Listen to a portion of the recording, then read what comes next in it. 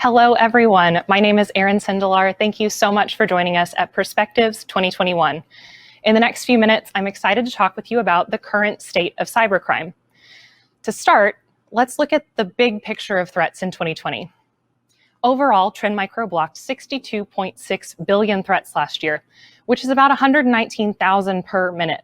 From all of this threat data, a few highlights to point out. 91% of these threats were email-borne. We detected 210% more attacks on home networks than in the previous year, and 34% more new ransomware families than last year. Additionally, Trend Micro's Zero-Day Initiative published 40% more vulnerability advisories than in the past year. Now, I know that was a lot of numbers really quickly right off the bat, but I wanted to ground us in an overall snapshot of the threat landscape last year before we dig into one of these areas specifically, which is ransomware. Ransomware today looks quite a bit different than it did in the past. Yes, there is still encryption and cryptocurrency demands, but that's just one part of a much larger process.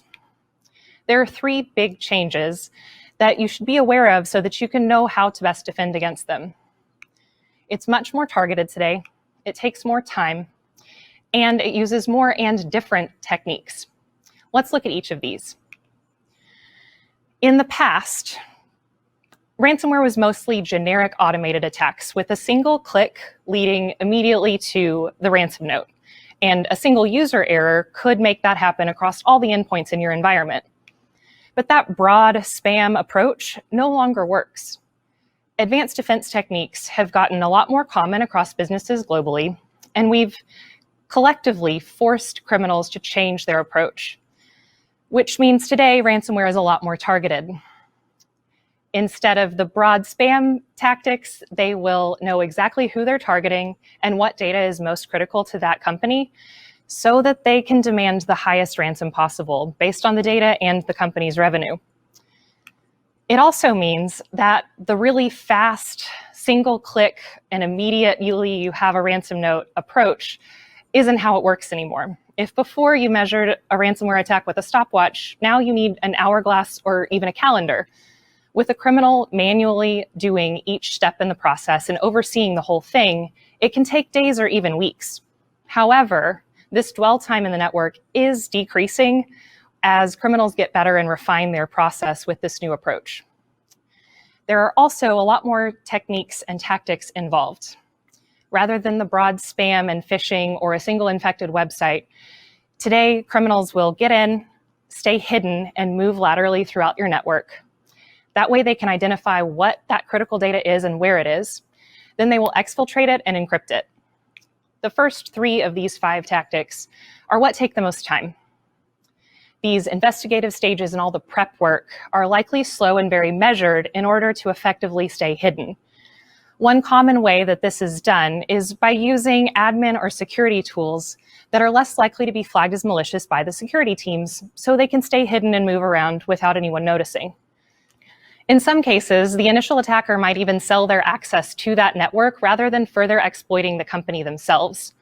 This trend of access as a service is becoming increasingly common in underground forums and can demand quite a high price. But no matter who is doing it and exactly how the attack progresses, with the last 2 steps, things will move much faster. Data exfiltration is now a big part of the game with what is called double extortion ransomware. This means that the stolen data is used as leverage in an attempt to make the company feel like they have to pay in order to keep their data from being leaked publicly.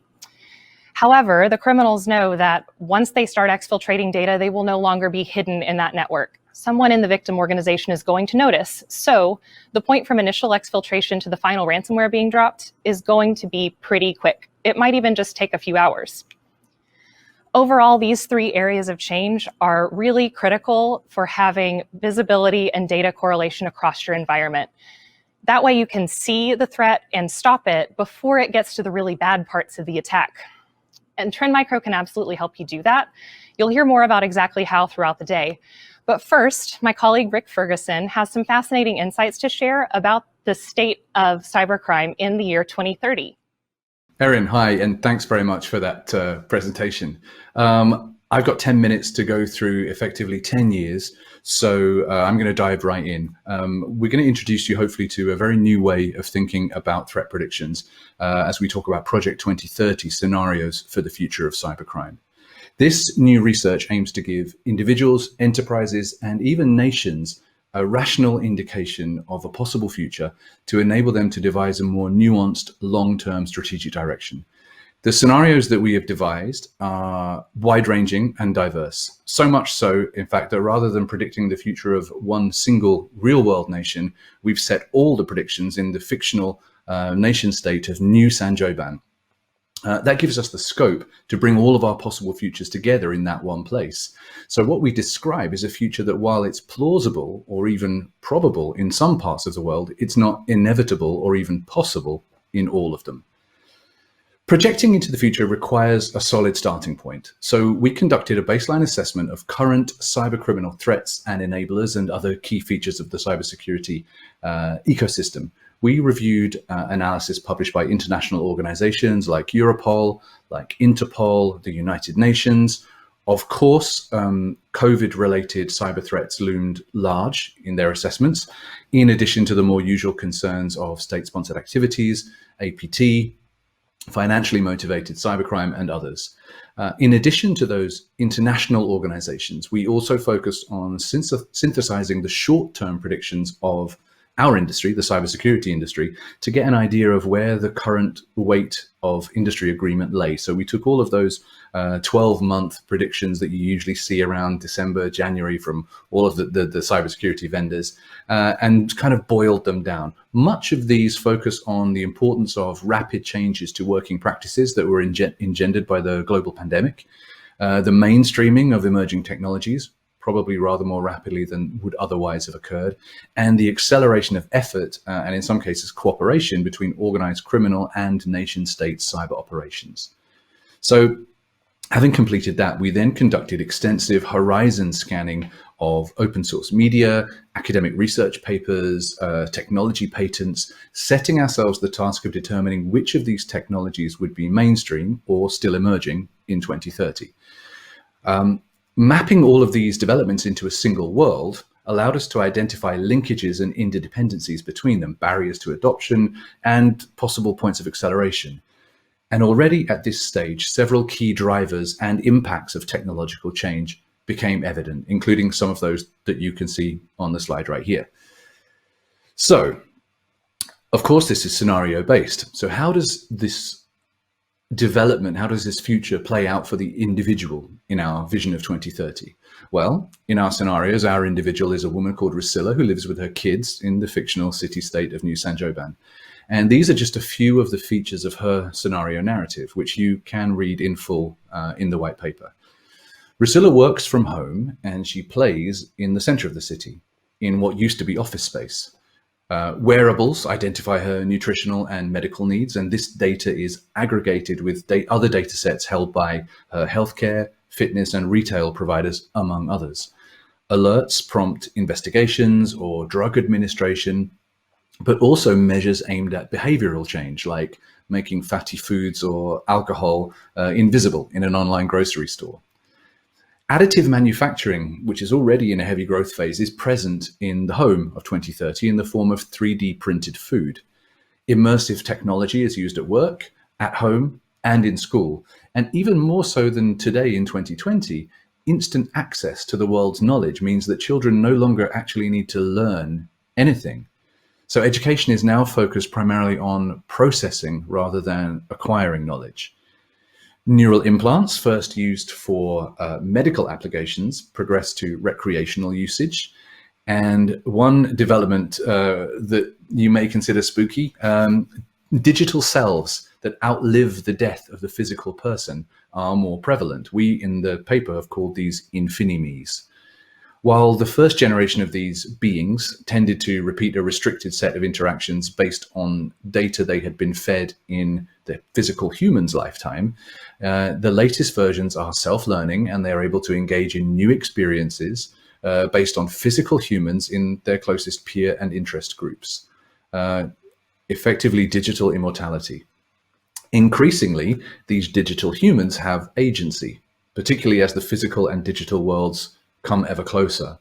They can engage in inappropriate and even criminal behavior. Grieving relatives may be looking for legal remedies to prevent loved ones from being switched off, or perhaps to ensure that they are. Rosilla works for Corlo, Consolidated Rubber and Logistics, which is a heavy manufacturer with a 200-year pedigree. I'm sure you can think of equivalents in today's world of 2020. When they had to retool their production during the Great Pandemic, that brought the organization firmly into the healthcare supply chain, and their work on self-healing polymers sees them operating in environments ranging from the bottom of the ocean with undersea telecoms cabling to the edges of the atmosphere in satellite communications. And as such, they fall into a recently enlarged and ever-evolving classification of critical national infrastructure because they're a key supply manufacturer. When we talk about supply chain, monitoring of both this supply chain and in-house enterprise operational technology environments is now entirely digital, and it's enabled through private 5G networks where real-time asset condition, maintenance and hazard monitoring and associated operational intelligence is constantly delivered to digital twin infrastructure. And that streamlines production, but it also enables accurate preventative maintenance, but at the same time hugely expands, obviously, the attack surface. In addition to the tens of thousands of connected devices, services, sensors, and actuators, Corlo also have to manage the dynamic authentication and secure provisioning of M2M and IIoT devices in highly sensitive environments where little or no human interaction is possible. Additive manufacturing and 4D printing technology means that Corlo now designs and produces various products from heart stents to flat-packed items for near space transit that are programmed to change state or to change shape depending on external stimuli such as GPS. And this has led to the merging of its traditional DevOps processes with the more industrial and physical processes involved in manufacture. Corlo calls this hybrid converged process DesOps or MakeOps, and we can already see the seeds of that today. Of course, intellectual property theft remains a traditional concern for manufacturers in 2030, but as well as the thriving market for stolen IP, the possibilities of competitive sabotage by less scrupulous competitors or even nation states means that data manipulation attacks have become a rapidly growing issue. With so much of the design process now automated, poisoning of data lakes or of algorithms directly leads at best to suboptimal functioning and at worst to real physical harm. Now, if we're thinking about the concerns of the state in this world, you can perhaps already guess at some of the preoccupations of the government of New Saint-Gobain. Given citizens' apparent willingness to aggregate data from different sources to benefit their health and well-being, governments all over the world continue to grapple with popular concerns over surveillance, privacy, the notion of a single digital identity. In the government scenario narrative, we highlight a positive example of big data analysis, incentivizing good behavior in a smart city, but also the potential for unfair treatment as a result of cross-profiling. New Saint-Gobain is an entirely cashless society with a digital currency that doesn't offer anonymity, and we trace the impact of that on criminal markets within that jurisdiction as well. The preoccupation with infrastructure supply chains and techno-nationalism has played out differently in different countries. Again, we see the seeds of that today, thinking about 5G component manufacture, for example. Some countries are able to benefit from homegrown 5G and now 6G components, and others are restricted to buying from quote-unquote approved countries. When we talk about foreign influence operations, measures aimed at curbing that influence by detecting faked or altered video are actually at odds with a growing public acceptance of AI-generated content and synthetic influences. Influence operations are now fully fledged conversations, which are all the more persuasive when you think about it in a fully immersive AR type or VR type environment, when data appears before one's eyes rather than on a screen at arm's length. So what does criminal activity look like in the scenarios that we described? They fall into some very familiar general categories. You think about it today: unauthorized access or intrusion, unlawful interception, unauthorized data exposure, manipulation of data, denial of service or disruption of service, misuse of processing power, extortion, influence ops, all concepts that I'm sure you're already very familiar with. And as is the case in 2020, a single cyber threat business model might engage in a number of these activities in sequence or simultaneously. In fact, as you heard from Erin, just as ransomware with double extortion requires unauthorized access to data and denial of service as leverage, and also secondary leverage in the form of the threat to publish that stolen data. So how do these play out in that decade of 2030? It promises to be one in which repetitive operations are automated more than ever before, and machine learning advances to the extent that all organizations and all sectors of society will make use of artificially intelligent tools. This inevitably will include threat actors. In particular, it's reasonable to assume that highly automated reconnaissance, target selection, penetration testing, and delivery will be attractive to cyber criminals, and that they will seek to maximize the effectiveness and efficiency of their efforts by using tools that are capable of unsupervised learning. AI-powered attacks will inevitably be supported by more advanced obfuscation techniques, also perhaps boosted by AI, so self-learning fast flux tools for evading data capture and attribution are the logical evolution of existing anonymizing services for cyber criminals. But as in the current debate around AI-powered cyber defense, hands-off cybercrime may provide, or is likely to provide, in fact, unintended opportunities for its disruption and for law enforcement if its operations are not entirely understood by its operators. In a world in which information is delivered in citizens' immediate line of sight by means of immersive technologies, heads-up displays, data manipulation could be harnessed in the service of influence operations and disinformation. Subsequent iterations of algorithmic optimization, which is, I guess, the logical successor to SEO, be they benevolent or malicious, may have greater power to alter belief systems. Social engineering as a threat vector may likewise be harder to resist in environments in which the immediacy of experience will prompt quicker reactions and a reduction in critical distance.